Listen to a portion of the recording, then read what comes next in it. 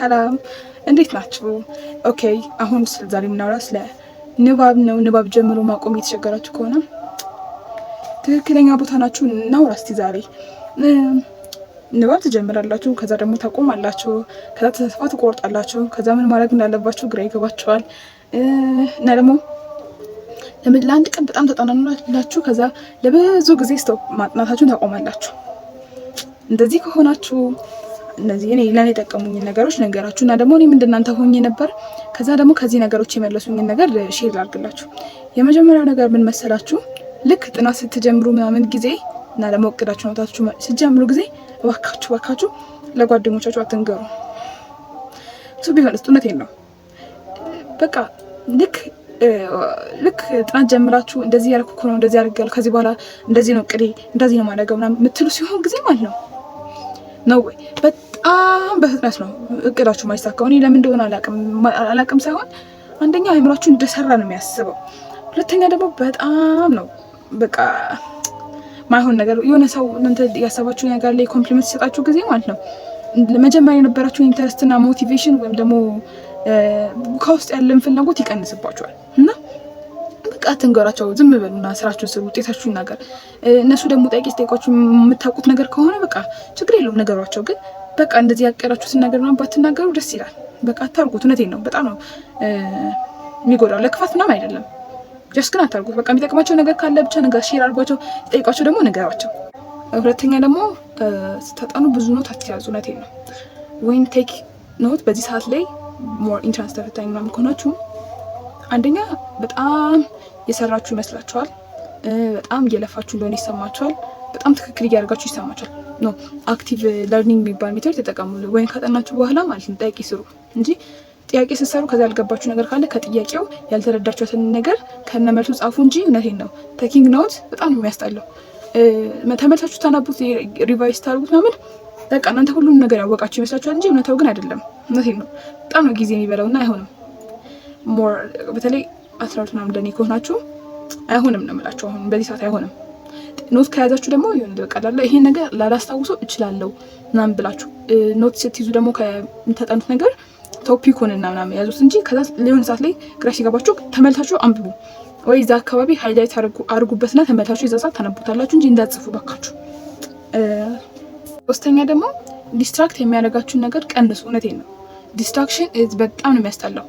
እናንተ አሁን ከትምህርት ቤት ስትመለሱ አጠናለሁ ምናምን ብላችሁ ከነበረ እኔንም በጣም ብዙ ጊዜ የፈጀብኝ ነገር ነው ሪላይዝ ለማድረግ። ወይ ኖቲፊኬሽን ይገባል እንትናችሁ፣ ከዛ በኋላ ትገባላችሁ፣ ቀን እንዲያላችሁ ያልፋል፣ ይመሻል፣ ይነጋል፣ ትምህርት ቤት ትሄዳላችሁ። ከዛ ሳይታወቅ እንደዚህ ነገሮች ሩቲኖች እየተደጋገሙባችሁ ማለት ነው ብዙ ጊዜ ያልፎ ፈተና ይደርስባችኋል ወይ ደግሞ ሳታጠኑ ጊዜው ያልቀባችኋል። እና ይሄ እንዳይሆን ባካችሁ ዲስትራክሽናችሁን ቀንሱ። ማያስፈልግ ሰዎችን ዘንዝምላችሁ በማይረባ ጊዜያችሁን አታሳልፉ። በማይረባ ቪዲዮ ራሳችሁን ዲሲፕሊናችሁን አትግደሉ። ብታዩ ደግሞ ሞር እናንተ ዲሲፕሊን እንድትሆኑ የሚገፋፋችሁ ቪዲዮችን እዩ። አጫጭር ቪዲዮዎች ደግሞ በጣም የማስታወስ ስፓናችንን አቴንሽን ስፓናችንን የማስታወስ አቅማችንን ስለሚጎዳ ለተማሪዎች ሳይሆን እውነቴን ነው የምላችሁ። እና ብትችሉ ቀንሱ። በጣም ብትችሉ ደግሞ በቃ አትዩ። ብትችሉ በቃ ሁድ ወይ የሆነ ቀን ፍጠሩ። አሁን ደግሞ ስንተኛ ቁጥር እንዳለው አላውቅም። ጠዋት ስትነሱ ስልካችሁን መንካት ማይሆን ነገር ጠዋት ስትነሱ ስልካችሁን ነካችሁ ማለት የወር ዶፓሚን ወይም ደግሞ ይሄ ደስታ የሚያመነጨው ወይም ደግሞ ስራ እንድትሰሩ የሚያደርጋችሁ ሆርሞን ኢትስ አፕ ይሆናል፣ ደስ የሚል ይሆናል ቀናችሁ። ከዛ በኋላ ቀናችሁ በጣም ከፍተኛ ዶፓሚን ፕሮዳክሽን ከተጀመረ እንደዚህ እያለ ነው። ስለዚህ ከከሳት በኋላ የምታደርጉት ምን ከዛ በኋላ ማጥናት ለእናንተ በቃ ሞት ነው መስሎ ልታይጋችሁ የሚችለው። ስለዛ እባካችሁ ጠዋት ስትነሱ ስልካችሁን አትዩ። ይሄ ለላይፋችሁም ጭምር ነው ራይት። ሁለተኛ ደግሞ ልክ እንደ ፊዚክስ እንደ ማትስ ያሉ ጥያቄዎችን ከማንበብ ይልቅ በመለማመድ እመኑ። እውነቴን ነው መለማመድ ኢትስ ግሬተር ዛን ኤቭሪቲንግ። እኔ በቃ ኦብቪየስሊ ብዙ ጊዜ ማትስ አላጠና ባት ክፍል ውስጥ የሚሰጡኝን ነገሮች በደንብ ነው የምሰራው እና እንደኔ ታጥኑ ሳይሆን ታጠና ብዙ ጊዜ አይፈጅብኝም። በቃ ኦልሬዲ ሁሉንም ነገር ተረድቻቸዋለሁ።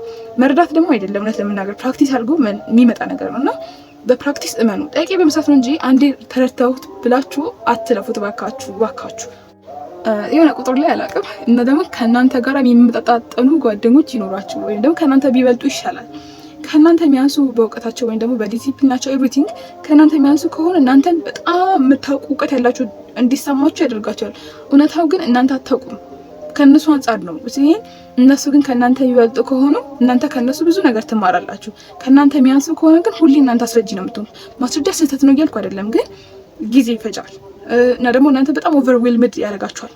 እና ደግሞ ሁሌ ስታስረዳቸው ጊዜ እነሱ በውስጣቸው ቂም ወይም ደግሞ ደስተኛ ለመሆን ነገር ሊይዙባችሁ ይችላል። ለምን ሰው እናንተ ስታስረዳቸው ጊዜ ወይም ደግሞ በጣም ቀለል አድርጋችሁ ታስረዳቸው በመሞከራችሁ ጊዜ ማለት ነው እውነት እኔ ልክ ይመስለኝ ነበር፣ ግን በቃ እነሱ የበታችነት ስሜት ነው የሚሰማቸው።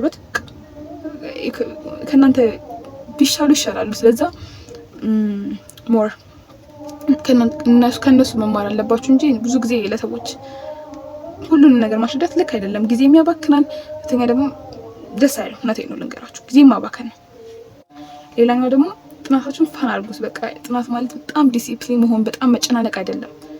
የሆነ ጥናት ውስጥ ከገባችሁ በኋላ የሆነ ደስ የሚል ነገር አለ። ቱ ቢሆንስ ደስ የማይል ያደረጋችሁት እናንተ ልትሆኑ ትችላላችሁ። እና ጥናት ማለት ደስ የሚል አዳዲስ ነገር ማወቅ ነው። እና ዛሬ ምን አውቃለሁ ምናምን ብላችሁ እስቲ አጥኑና ሞክሩ። ቀይ ቪዲዮ ይመስላል።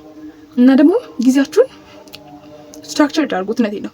እና ቤዝድ ኦን ኢነርጂ። አንዳንድ ሰው በጣም በጊዜ መመራት የሚጠላ ሰው አለ። እኔ አሁን ለምሳሌ በጊዜ የሚመራ ሰው አይደለሁም ልል አልችልም፣ ግን ሞር ደግሞ እኔ ኢነርጂ ይገዛኛል። አሁን ጠዋት ተነስቼ በጣም ኢነርጂ ካለኝ በቃ የማታ ላይ ጥናት ሲስነኝ ጠዋት ላይ ያደርገዋለሁ።